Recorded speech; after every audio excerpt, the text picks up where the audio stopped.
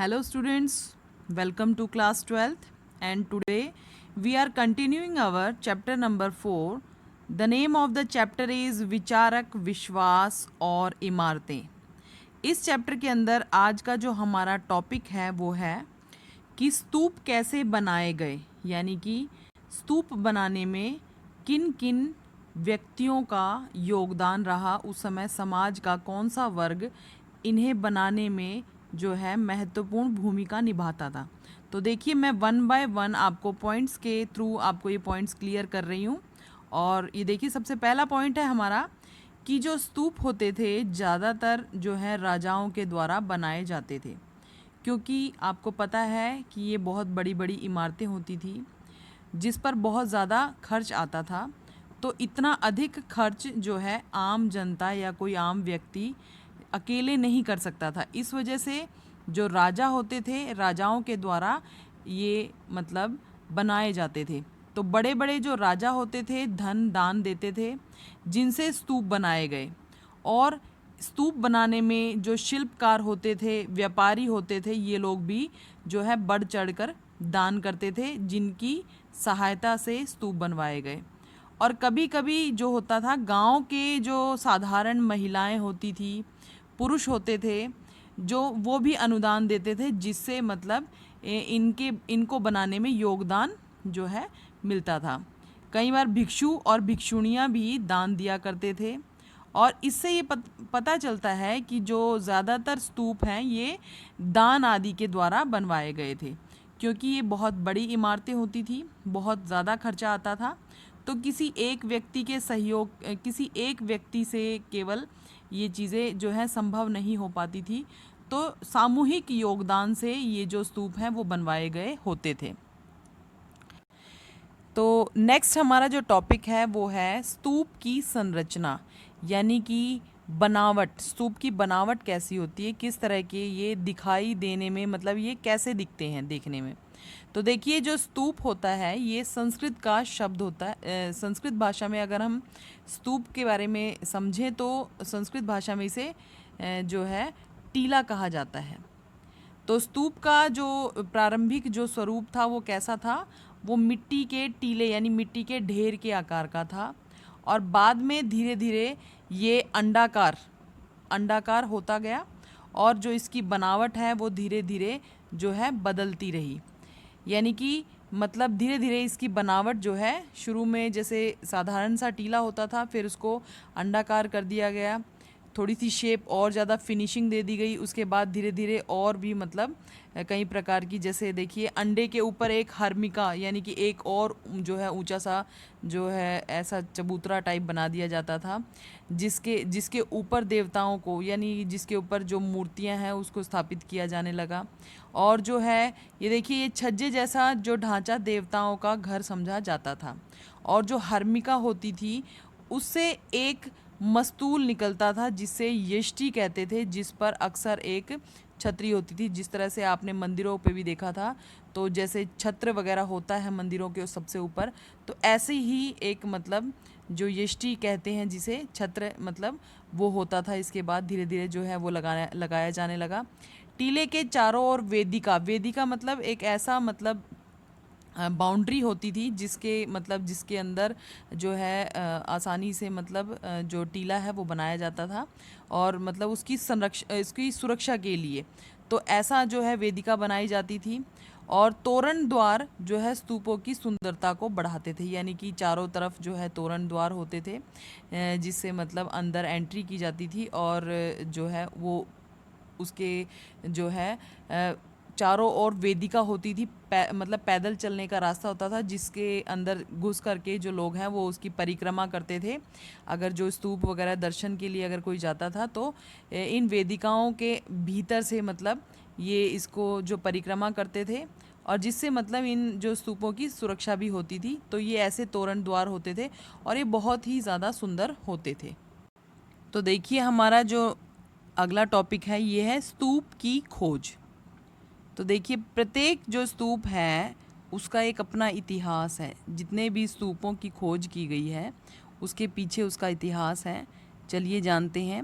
सबसे पहला जो अमरावती का जो स्तूप है, इस स्तूप में जो है अवशेषों के रूप में मूर्तियाँ, पत्थर मिले हैं जो कि बाद में अलग अलग जगह पर ले जाए गए हैं, क्योंकि उस समय जो है अंग्रेज़ों का शासन था भारत पर। तो जो भारत के जो अफसर थे वे जो है इन स्तूपों से बहुत ज़्यादा प्रभावित थे और वे शुरू से ही मतलब इनकी ओर आकर्षित थे और इन्हें मतलब अपने देश ले जाना चाहते थे। तो इन अफसरों के द्वारा ये जो स्तूप है, इसके अंदर पाई जाने वाली जो मूर्तियां हैं और जो भी चीज़ें जो इसके अंदर से मिली हैं जैसे पत्थर हैं, ये चीज़ें पवित्र मानकर ये अलग अलग स्थानों पर लेके गए, जैसे बंगाल, मद्रास और लंदन में भी जो है ये इनके जो स्तूपों के अवशेष हैं वो पाए गए थे। तो देखिए अंग्रेज़ अफसरों के जो है बागों में भी अमरावती की मूर्तियाँ पाई जाती हैं, यानी कि इन्होंने यहाँ से जो है इन स्तूपों को नष्ट करने का प्रयास किया। यहाँ से चोरी छिपे ये यहाँ की जो मूर्तियाँ हैं या मतलब जो पवित्र पत्थर हैं ये अपने देश में ले जाए गए इनके द्वारा और जो है बागों तक में मतलब सजा करके रखी गई हैं। अमरावती का जो स्तूप था वो तो लगभग अंग्रेज़ों के द्वारा नष्ट कर दिया गया था, लेकिन जो सांची का जो स्तूप था वो बच गया था। तो देखिए आगे हम अगला हमारा जो पॉइंट है वो है कि जो अमरावती का स्तूप है वो नष्ट क्यों हुआ, यानी कि उसके नष्ट होने के कारण क्या थे। ये देखिए जो अमरावती का जो स्तूप था वो सांची के स्तूप के जैसा ही एक सुंदर स्तूप था और अमरावती का जो स्तूप था वो आंध्र प्रदेश में था। तो 1854 में आंध्र प्रदेश के जो कमिश्नर थे उन्होंने अमरावती की यात्रा की। उन्होंने जो है वहाँ जाकर बहुत से जो पत्थर हैं और मूर्तियाँ जमा की और उन्हें मद्रास लेके गए। इन्होंने जब देखा कि जो अमरावती का जो स्तूप है ये उसकी सुंदरता से इतने ज़्यादा प्रभावित हुए कि इन्होंने वहाँ की जो मूर्तियाँ हैं और जो वहाँ से मिलने वाले पत्थर हैं जो पवित्रता के साक्षी थे या पवित्र माने जाते थे, उन्हें इन्होंने इकट्ठा किया और ये मद्रास लेके गए ताकि ये उन्हें मद्रास में स्थापित कर सके। उन्होंने बताया कि अमरावती का जो स्तूप था बौद्धों का सबसे शानदार स्तूप था और 1850 में अमरावती के जो पत्थर हैं अलग अलग जगह पर ले जाए जा रहे थे। जो कुछ पत्थर हैं वो कलकत्ता के एशियाटिक सोसाइटी ऑफ बंगाल भी पहुँचे थे और कुछ पत्थर जो है मद्रास भी पहुँचे थे। कुछ पत्थर अंग्रेज़ अपने साथ लंदन लेके गए क्योंकि कई मूर्तियाँ जो हैं अंग्रेज़ अफसरों के बागों में भी जो है लगाई गई देखी गई थी। तो हर नया जो अधिकारी था जो भी अमरावती जाता था वहाँ से मूर्ति उठाकर ले जाता था और अगर उन्हें मना किया जाता था तो वो ये कह देते थे कि हमसे पहले आने वाले जो अधिकारी हैं वो भी तो मूर्तियाँ लेके गए हैं, तो हमें मत रोकें। ये तो सारी बातें थी स्तूप के विषय में। आपको मैंने बता दिया कि स्तूपों की बनावट कैसी थी और कौन कौन से जो स्तूप हैं जिनके विषय में हम इतिहास में जान पाते हैं। इसके बाद जो हमारा सबसे इम्पॉर्टेंट जो टॉपिक है वो है जैन धर्म। इस टॉपिक के अंदर हम जैन धर्म के जो महान संस्थापक है उसके विषय में हम इस टॉपिक के अंदर पढ़ेंगे। तो देखिए जो जैन धर्म था भारत के प्राचीनतम धर्मों में से एक जो है विशेष धर्म था और जो इस धर्म की जो शिक्षाएं हैं वो 6ठी शताब्दी ईसा पूर्व में भारत में प्रचलन में आ चुकी थी। तो जैन धर्म के जो महान महापुरुष होते थे या महान शिक्षक होते थे उन्हें तीर्थंकर कहा जाता था। तो देखिए महावीर जी